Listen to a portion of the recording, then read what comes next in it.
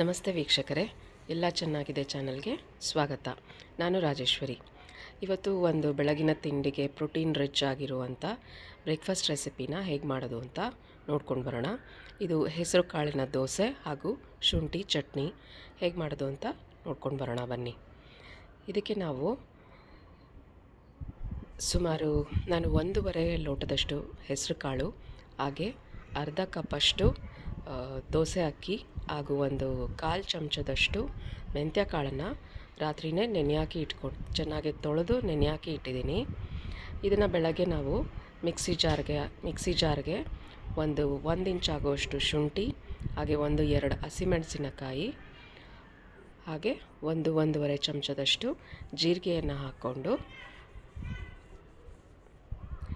ಈ ರೀತಿ ಕಾಳುಗಳಿರೋದ್ರಿಂದ ಜೀರಿಗೆ ಶುಂಠಿ ಎಲ್ಲ ಹಾಕೋದ್ರಿಂದ ಯಾವುದು ಡೈಜೆಷನ್ ಇಶ್ಯೂಸ್ ಇರೋದಿಲ್ಲ.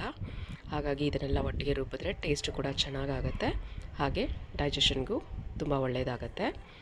ಇದಕ್ಕೆ ನೆನೆಸಿಟ್ಕೊಂಡಿರೋವಂಥ ಹೆಸರು ಕಾಳು, ಅಕ್ಕಿ ಮತ್ತು ಮೆಂತ್ಯ ಕಾಳದ್ದು ಮಿಶ್ರಣನ ನಾವು ಹಾಕ್ಕೊಂಡು ನುಣ್ಣಗೆ ರುಬ್ಕೊಳ್ಳೋಣ. ಈ ಬ್ರೇಕ್ಫಾಸ್ಟ್ ತುಂಬಾ ಹೆಲ್ದಿಯಾಗಿರುತ್ತೆ, ಏಕೆಂದರೆ ಹೆಸರು ಕಾಳಲ್ಲಿ ಪ್ರೋಟೀನ್ ರಿಚ್ ಇದೆ, ಆ್ಯಂಟಿ ಆಕ್ಸಿಡೆಂಟ್ಸ್ ಇದೆ, ಹಾಗೆ ಇದು ಶುಗರ್ ಪೇಷಂಟ್ಸ್ಗೂ ಕೂಡ ತುಂಬಾ ಒಳ್ಳೆಯದು. ನೋಡಿ, ಈಗ ಚೆನ್ನಾಗಿ ರುಬ್ಕೊಂಡಿದ್ದೀನಿ. ಗಟ್ಟಿಯಾಗಿ ರುಬ್ಕೊಳ್ಳಿ, ತುಂಬ ತೆಳ್ಳಗೆ ಮಾಡ್ಕೊಳ್ಳೋಕೆ ಹೋಗಬೇಡಿ. ಆಮೇಲೆ ನೋಡಿಕೊಂಡು ನೀರನ್ನು ಅಡ್ಜಸ್ಟ್ ಮಾಡ್ಕೊಳ್ಬೋದು. ಇದು ನಿಮಗೆ ನಾರ್ಮಲ್ ದೋಸೆ ಅಷ್ಟೇ ಕ್ರಿಸ್ಪಿಯಾಗಿ ಟೇಸ್ಟಿಯಾಗಿ ರೆಡಿ ಆಗುತ್ತೆ. ಫರ್ಮೆಂಟ್ ಮಾಡೋ ಅಷ್ಟೆಲ್ಲ ಅವಶ್ಯಕತೆ ಇಲ್ಲ. ನಾನು ಇದಕ್ಕೆ ಅರ್ಧ ಕಪ್ ಆಗುವಷ್ಟು ಚಿರೋಟಿ ರವೆನ ಹಾಕ್ಕೊಳ್ತಾ ಇದ್ದೀನಿ, ಹಾಗೆ ರುಚಿಗೆ ತಕ್ಕಷ್ಟು ಉಪ್ಪನ್ನು ಹಾಕ್ತಾಯಿದ್ದೀನಿ. ಚಿರೋಟಿ ರವೆ ಹಾಕೋದ್ರಿಂದ ಒಳ್ಳೆ ಕ್ರಿಸ್ಪಿನೆಸ್ ಇರುತ್ತೆ ದೋಸೆನಲ್ಲಿ, ಹಾಗೂ ಟೇಸ್ಟ್ ಕೂಡ ತುಂಬಾ ಚೆನ್ನಾಗಾಗತ್ತೆ. ಹಾಗಾಗಿ ನಾನು ಚಿರೋಟಿ ರವೆನ ಮಿಕ್ಸ್ ಮಾಡ್ಕೊಂಡಿದ್ದೀನಿ. ಈಗ ಚೆನ್ನಾಗಿ ಮಿಕ್ಸ್ ಮಾಡಿ ಅರ್ಧದಿಂದ 1 ಕಪ್ಪಷ್ಟು ನೀರು ಹಾಕಿದ್ರೆ ಸಾಕಾಗತ್ತೆ. ಅಷ್ಟನ್ನು ಹಾಕ್ಕೊಂಡು ಚೆನ್ನಾಗಿ ದೋಸೆ ಅದಕ್ಕೆ ಮಿಕ್ಸ್ ಮಾಡ್ಕೊಳ್ಳಿ.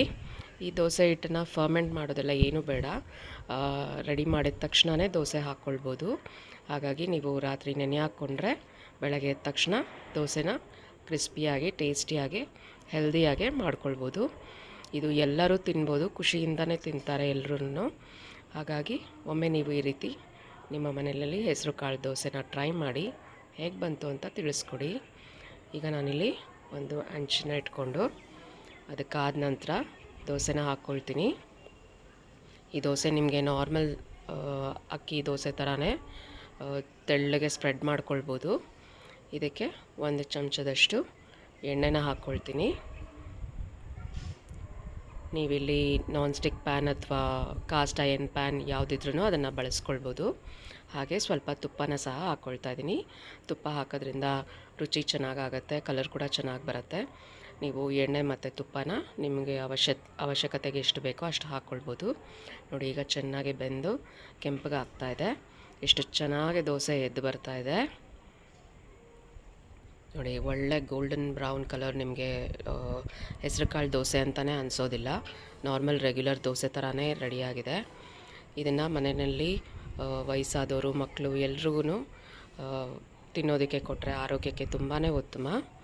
ನಾವು ರೆಗ್ಯುಲರ್ ಅಕ್ಕಿ ದೋಸೆನ ಮಾಡ್ತಾನೆ ಇರ್ತೀವಿ, ಈ ರೀತಿ ಒಮ್ಮೆ ಡಿಫ್ರೆಂಟಾಗಿ ಮಾಡಿಕೊಂಡ್ರೆ ತುಂಬಾ ಚೆನ್ನಾಗಿರುತ್ತೆ. ನೋಡಿ, ಈಗ 2 ಬದಿ ನಾನು ಬೇಯಿಸ್ಕೊಂಡಿದ್ದೀನಿ. ನೋಡಿ, ಎಷ್ಟು ಚೆನ್ನಾಗೆ ಕ್ರಿಸ್ಪಿ ಮತ್ತು ಟೇಸ್ಟಿಯಾಗಿ ಹೆಸರು ಕಾಳು ದೋಸೆ ರೆಡಿಯಾಗಿದೆ. ಈಗ ನಾವು ಶುಂಠಿ ಚಟ್ನಿ ಹೇಗೆ ಮಾಡೋದು ಅಂತ ನೋಡ್ಕೊಂಡು ಬರೋಣ. ಈ ಹೆಸರು ಕಾಳು ದೋಸೆಗೆ ಶುಂಠಿ ಚಟ್ನಿ ತುಂಬ ಒಳ್ಳೆ ಕಾಂಬಿನೇಷನು. ಆಂಧ್ರದಲ್ಲಿ ಈ ದೋಸೆಗೆ ಪೆಸರಟ್ಟು ಅಂತಲೂ ಹೇಳ್ತಾರೆ. ಈಗ ನಾನು ಸುಮಾರು 3 ಚಮಚ ಆಗುವಷ್ಟು ಎಣ್ಣೆನ ಹಾಕ್ಕೊಂಡಿದ್ದೀನಿ, ಹಾಗೆ 1 ಟೇಬಲ್ ಚಮಚ ಆಗುವಷ್ಟು ಜೀರಿಗೆ, ಅರ್ಧ ಟೇಬಲ್ ಚಮಚದಷ್ಟು ಸಾಸಿವೆ, ಹಾಗೆ 1 ಟೇಬಲ್ ಚಮಚದಷ್ಟು ಕಡಲೆಬೇಳೆನ ಹಾಕೋಣ, ಹಾಗೆ 1 ಟೇಬಲ್ ಚಮಚದಷ್ಟು ಉದ್ದಿನಬೇಳೆನ ಸಹ ಹಾಕೋಣ. ಈಗ 1.5 ಚಮಚದಷ್ಟು ಧನಿಯಾನ ಹಾಕ್ಕೊಳ್ಳೋಣ.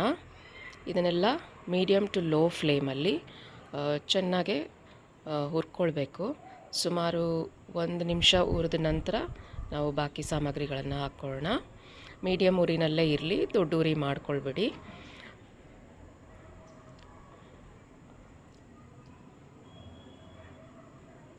ನೋಡಿ ಚೆನ್ನಾಗಿ ಎಲ್ಲ ಕಾಳುಗಳೆಲ್ಲ ಹುರ್ಕೊಳ್ತಾ ಇದೆ. ಈ ರೀತಿ ಚೆನ್ನಾಗಿ ಹುರಿದು ಈ ಚಟ್ನಿನ ಮಾಡಿಕೊಂಡ್ರೆ ಶುಂಠಿ ಚಟ್ನಿ ಕೂಡ ಆರೋಗ್ಯಕ್ಕೆ ತುಂಬಾ ಒಳ್ಳೆಯದು. ಶುಂಠಿನಲ್ಲಿ ತುಂಬ ಮೆಡಿಸಿನಲ್ ಬೆನಿಫಿಟ್ಸ್ ಇದೆ. ನಾನಿಲ್ಲಿ 100 ಗ್ರಾಮ್ ಆಗೋಷ್ಟು ಶುಂಠಿನ ಚೆನ್ನಾಗಿ ತೊಳೆದು ಸಣ್ಣದಾಗಿ ಹೆಚ್ಚಿಟ್ಕೊಂಡಿದ್ದೀನಿ. ಜೊತೆಗೆ 2 ಸಣ್ಣ ಈರುಳ್ಳಿನ ಸಹ ಹಾಕ್ಕೊಳ್ತಾ ಇದ್ದೀನಿ. ಈರುಳ್ಳಿನ ಹಾಕೋದ್ರಿಂದ ಶುಂಠಿನಲ್ಲಿ ಇರೋ ಒಗರು ಮತ್ತು ಸ್ಟ್ರಾಂಗ್ ಪಿಚ್ ಟೇಸ್ಟ್ ಸ್ವಲ್ಪ ಮೈಲ್ಡ್ ಆಗುತ್ತೆ ಅಂತ ಹೇಳಿಬಿಟ್ಟು, ಹಾಗೆ ಟೇಸ್ಟು ಕೂಡ ತುಂಬ ಚೆನ್ನಾಗಾಗತ್ತೆ. ಇದಷ್ಟು ಚೆನ್ನಾಗಿ ಎಣ್ಣೆಯಲ್ಲಿ ಫ್ರೈ ಆಗಬೇಕು. ಶುಂಠಿ ಎಲ್ಲನೂ ಎಣ್ಣೆ ಅಲ್ಲಿ ಹಸಿ ವಾಸನೆ ಎಲ್ಲ ಹೋಗೋ ರೀತಿ ಹುರ್ಕೊಳ್ಬೇಕು. ನಾನೀಗಿಲ್ಲ ಒಂದು 3 ಕಡ್ಡಿ ಆಗೋಷ್ಟು ಕರ್ಬೇವಿನ ಸೊಪ್ಪನ್ನು ಹಾಕ್ಕೊಂಡಿದ್ದೀನಿ. ಹಾಗೆ ಒಂದು 12 ಗುಂಟೂರು ಮೆಣಸಿನ್ಕಾಯಿ, ಒಂದು 7-8 ಬ್ಯಾಡಗಿ ಮೆಣಸಿನ್ಕಾಯಿನ ತೊಗೊಂಡಿದ್ದೀನಿ. ಖಾರಕ್ಕೆ ಈಗ ಇದಷ್ಟನ್ನು ಚೆನ್ನಾಗಿ ಹುರ್ಕೊಳ್ಬೇಕು. ಎಲ್ಲ ಗೋಲ್ಡನ್ ಬ್ರೌನ್ ಆಗೋಷ್ಟು ಹುರ್ಕೊಂಡ್ರೆ ಸಾಕಾಗುತ್ತೆ. ಫ್ಲೇಮ್ ಹೈ ಮಾಡ್ಕೊಳಕ್ಕೆ ಹೋಗ್ಬೇಡಿ. ನೋಡಿ ಎಲ್ಲ ಎಷ್ಟು ಚೆನ್ನಾಗಿ ಹುರ್ಕೊಂಡಿದೆ. ಈಗ ನಾವು ಇದಕ್ಕೆ ಸುಮಾರು 1 ದಪ್ಪ ನಿಂಬೆಹಣ್ಣು ಗಾತ್ರದಷ್ಟು ಹುಣಸೆಹಣ್ಣನ್ನು ಹಾಕ್ಕೊಳ್ಳೋಣ. ಹುಳಿ ಸ್ವಲ್ಪ ಬೇಕಾಗುತ್ತೆ, ಏಕೆಂದರೆ ಶುಂಠಿನಲ್ಲಿರೋ ಸ್ಟ್ರಾಂಗ್ ಸ್ಮೆಲ್ಲೆಲ್ಲ ಬ್ಯಾಲೆನ್ಸ್ ಆಗಬೇಕಾಗತ್ತೆ. ಹಾಗಾಗಿ ಈಗ ಆರಿಸ್ಕೊಂಡು ಇದಷ್ಟು ತಣ್ಣಗಾಗೋದಕ್ಕೆ ಬಿಟ್ಬಿಡೋಣ. ಚೆನ್ನಾಗಿ ತಣ್ಣಗಾಗಲಿ ಇದಷ್ಟು ಮಿಶ್ರಣ. ಆಮೇಲೆ ಮಿಕ್ಸಿಗೆ ಹಾಕ್ಕೊಳ್ಬೇಕಾಗತ್ತೆ. ಈಗ ಮಿಕ್ಸಿ ಜಾರ್ಗೆ ಹಾಕ್ಕೊಂಡಿದ್ದೀನಿ. 1 ಟೇಬಲ್ ಚಮಚದಷ್ಟು ಕಲ್ಲುಪ್ಪನ್ನು ಸೇರಿಸ್ತಿದ್ದೀನಿ. ಹಾಗೆ 2 ಟೇಬಲ್ ಚಮಚದಷ್ಟು ಬೆಲ್ಲನ ಸೇರಿಸ್ತಾ ಇದ್ದೀನಿ. ಇದು ಪುಡಿ ಬೆಲ್ಲ, ನೀವು ರೆಗ್ಯುಲರ್ ಬೆಲ್ಲನ ಯೂಸ್ ಮಾಡ್ಬೋದು. ಇದು ನೀವು ಟೇಸ್ಟಿಗೆ ತಕ್ಕಂಗೆ ಆಮೇಲೆ ಟೇಸ್ಟ್ ನೋಡಿ ಮತ್ತೆ ಬೇಕಿದ್ರೆ ಹಾಕ್ಕೊಳ್ಬೋದು. ಒಂದು ಅರ್ಧ ಚಮಚ ಆಗೋಷ್ಟು ಅರಿಶಿನ ಪುಡಿ ಹಾಕ್ಕೊಂಡಿದ್ದೀನಿ. ಇದನ್ನು ತರಿಯಾಗಿ ರುಬ್ಕೊಂಡು ಆಮೇಲೆ ಸ್ವಲ್ಪ ನೀರನ್ನು ಹಾಕ್ಕೊಂಡು ಒಂದು 1/4 ಲೋಟ ಅರ್ಧ ಲೋಟದಷ್ಟು ನೀರು ಹಾಕ್ಕೊಂಡು ಶುಂಠಿ ಚಟ್ನಿ ಟೇಸ್ಟಿಯಾಗಿ ಹೆಲ್ದಿ ಆ್ಯಂಡ್ ಡೆಲಿಷಿಯಸ್ ಆಗಿ ರೆಡಿಯಾಗಿದೆ. ಸೊ ನಮಗೆ ಒಂದು ಹೆಲ್ದಿ ಬ್ರೇಕ್ಫಾಸ್ಟ್ ವೆಯ್ಟ್ ಲಾಸ್ ಜರ್ನಿನಲ್ಲಿ ಯೂಸ್ ಮಾಡ್ಬೋದಾದಂಥ ಬ್ರೇಕ್ಫಾಸ್ಟ್ ಅಥವಾ ಡಿನ್ನರ್ ರೆಸಿಪಿ ರೆಡಿಯಾಗಿದೆ. ಹೆಸರು ಕಾಳು ದೋಸೆ ಜೊತೆಗೆ ಶುಂಠಿ ಚಟ್ನಿ ನೋಡಿ ಎಷ್ಟು ಚೆನ್ನಾಗಿ ರೆಡಿಯಾಗಿದೆ. ಹೀಗೆ ಮತ್ತಷ್ಟು ರೆಸಿಪಿಯೊಂದಿಗೆ ನಾವು ನಮ್ಮ ಚಾನಲ್ನಲ್ಲಿ ಪೋಸ್ಟ್ ಮಾಡ್ತಾ ಇರ್ತೀವಿ. ನಮ್ಮ ಚಾನಲನ್ನು ಫಾಲೋ ಮಾಡಿ, ಸಬ್ಸ್ಕ್ರೈಬ್ ಮಾಡಿ. Thank you for watching.